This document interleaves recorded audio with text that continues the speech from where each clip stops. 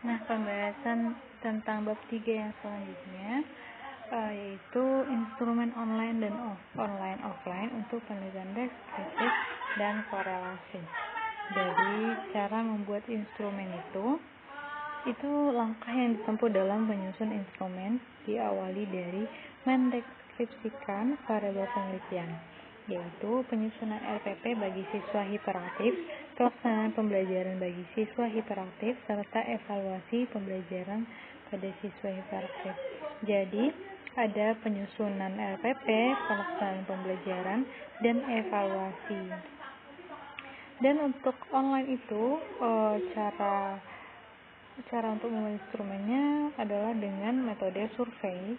Survei ini adalah penelitian yang mengambil sampel dari satu populasi dan menggunakan kuesioner sebagai alat pengumpulan data yang pokok. Sedangkan untuk offline ada deskriptif dan korelasi. Kalau yang deskriptifnya kita bisa membuat metode angket. Angket ini ada terbagi juga, ada angket terbuka dan angket tertutup. Kalau untuk angket tertutup itu merupakan angket yang disediakan untuk mahasiswa dengan alternatif jawaban yang disediakan. Kalau misalnya angket terbuka itu merupakan angket yang disediakan mahasiswa tetapi jawaban ditulis dengan kalimat sendiri. Jadi kalau yang tertutup itu sudah tersedia jawabannya, tinggal memilih. Sedangkan yang angket terbuka itu adalah jawaban yang ditulis dengan kalimat sendiri. Jadi ada beberapa langkah untuk membuat angket. Yang pertama adalah menentukan tujuan, yang kedua adalah merumuskan indikator-indikator, yang ketiga adalah memilih item-item pertanyaan, dan yang keempat adalah menyusun angket beserta alternatif jawaban berdasarkan indikatornya yang telah ditetapkan disertai petunjuk pengisian angket. Dan juga ini tadi dengan metode deskriptif, ada juga dengan metode korelasi. Nah, metode korelasi ini ada tes, angket juga, dan pedoman interview, dan juga pedoman observasi. Ya, sekian dari penjelasan tentang membuat instrumen online offline untuk penelitian deskriptif dan korelasi. Dan untuk instrumen online untuk penelitian R&D itu ada langkah-langkah penyusunannya. Pertama, kalau menurut Morgono 1927 itu yang pertama langkah-langkahnya adalah analisis variabel penelitian, yakni mengkaji variabel menjadi sub penelitian sejelas-jelasnya, sehingga indikator tersebut bisa diukur dan menghasilkan data yang diinginkan peneliti. Yang kedua adalah menetapkan jenis instrumen yang digunakan. Setelah itu juga peneliti menyusun kisi-kisi atau layout instrumen. Kisi-kisi ini berisi lingkup materi pertanyaan. Dan yang keempat adalah peneliti menyusun item atau pertanyaan sesuai dengan jenis instrumen. Apa saja instrumen yang dapat digunakan pada penelitian R&D? Ada angket. Nah, angket di sini ada angket tes dan angket non-tes. Angket tes di sini bermaksud adalah berisi beberapa pertanyaan untuk mengetahui sejauh mana tingkat pengetahuan subjek penelitian tentang mata pelajaran tertentu. Sedangkan untuk angket non-tes itu berkaitan dengan perubahan aspek sikap yang menjadi tujuan penelitian. Sekian yang tadi udah penelitian deskriptif dan korelasi R&D, dan selanjutnya adalah penelitian eksperimen. Jadi pada penelitian eksperimen ini ada langkah-langkah uji coba instrumennya. Pertama itu sebelum 15 butir soal tes digunakan sebagai alat pengumpulan data. Soal tes terlebih dahulu dilakukan uji coba untuk melihat validitas butir soal, reliabilitas, tes daya pembeda, dan tingkat kesukaran. Nah, setelah diuji soal yang akan digunakan tersebut untuk pengumpulan data sebanyak 10 soal, data hasil pengolahan software analysis kemudian diinterpretasikan dengan kriteria interpretasi yang dikembangkan oleh Arikunto. Dan ada instrumen digunakan pada penelitian eksperimen. Yang pertama adalah soal dan kedua adalah angket. Kalau di sini bisa berupa berbentuk pretest dan posttest yang berbentuk esai, juga soal yang berbentuk tes objektif, dan pretest yang diberikan sebelum dilakukan kegiatan pembelajaran. Dan instrumen yang kedua tadi adalah angket. Angket ini angket respon siswa yang merupakan lembar penilaian yang digunakan untuk mengetahui tanggapan atau respon siswa terhadap proses pembelajaran. Ada langkah-langkah cara membuat angket, yaitu menelaah ketentuan relevan, kemudian menentukan indikator-indikator dari setiap variabel pendidikan. Yang kedua adalah menetapkan bentuk angket. Yang ketiga adalah membuat kisi-kisi angket. Yang keempat, menyusun pertanyaan-pertanyaan dengan disertai alternatif jawaban. Dan yang terakhir adalah menetapkan kriteria skor untuk setiap item alternatif jawaban dengan menggunakan skala Likert, yaitu skor tertinggi 4 dan skor terendah adalah 1. Selanjutnya ada teknik pengumpulan data dengan contoh instrumen yang digunakan. Misalnya kita buat contoh instrumennya itu angket atau kuesioner. Menurut sumber 1 ada pengumpulan data.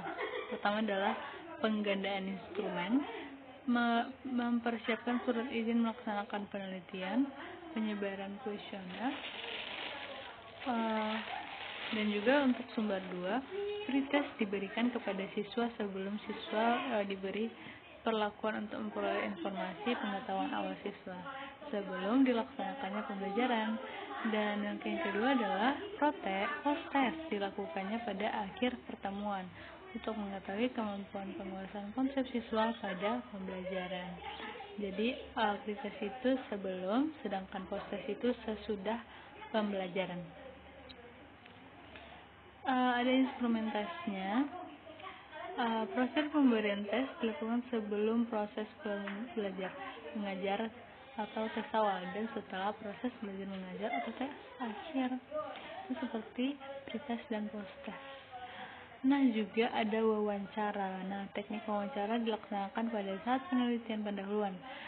Sebelum diuji cobakan, desain model ini divalidasi dulu oleh teman sejawat dan pembimbing untuk dilihat kekuatan dan kelemahannya. Selanjutnya adalah teknik pengolahan data secara statistik dan deskriptif.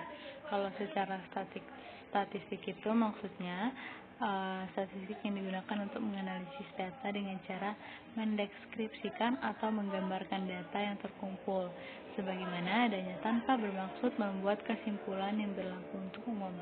Kegunaan pengolahan data secara statistik ini dapat digunakan bila peneliti hanya ingin mendeskripsikan data sampel dan tidak ingin membuat kesimpulan yang berlaku untuk populasi di mana sampel diambil.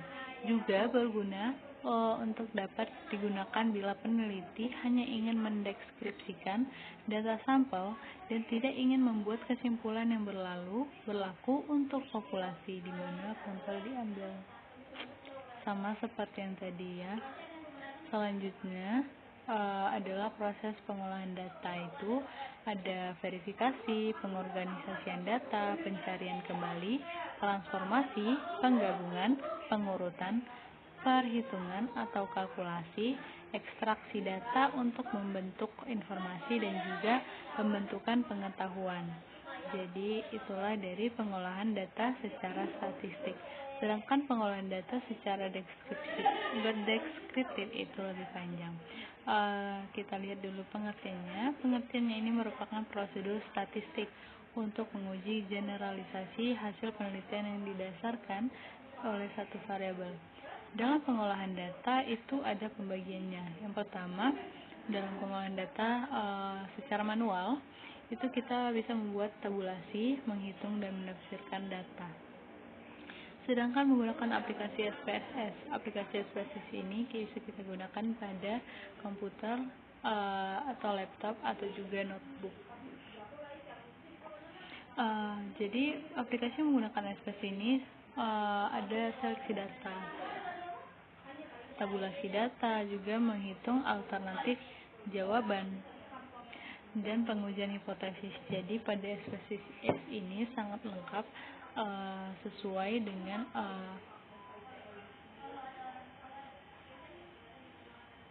aplikasi yang diberikan. Ya, begitu saja. Selanjutnya ada teknik pengolahan data secara statistik diferensial hingga uji hipotesis dengan uji T, uji F, dan uji R. Jadi teknik pengolahan data secara statistik diferensial itu maksudnya digunakan untuk menganalisis data sampel dan hasilnya diberlakukan untuk populasi.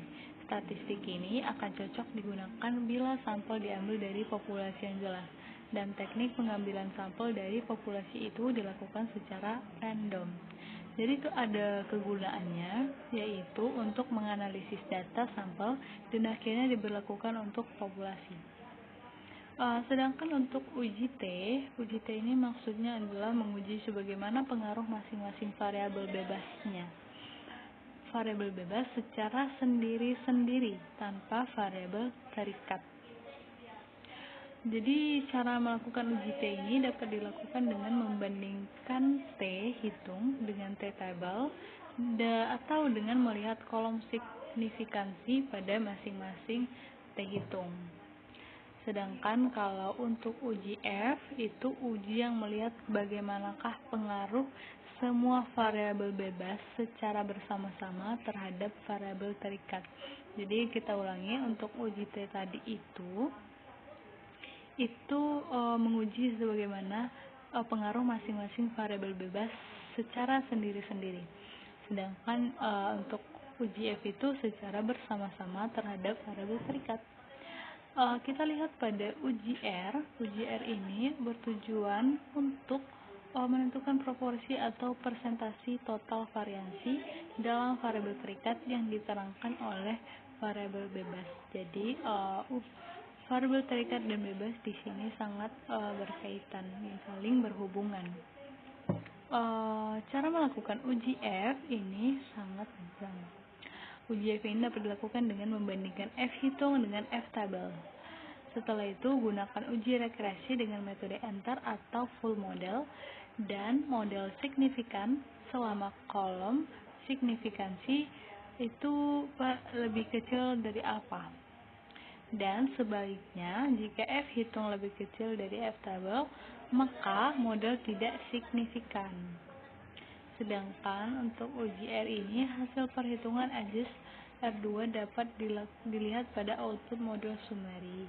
Pada kolom AJUS R2 dapat diketahui beberapa persentase yang dapat dijelaskan oleh variabel-variabel bebas terhadap variabel terikat.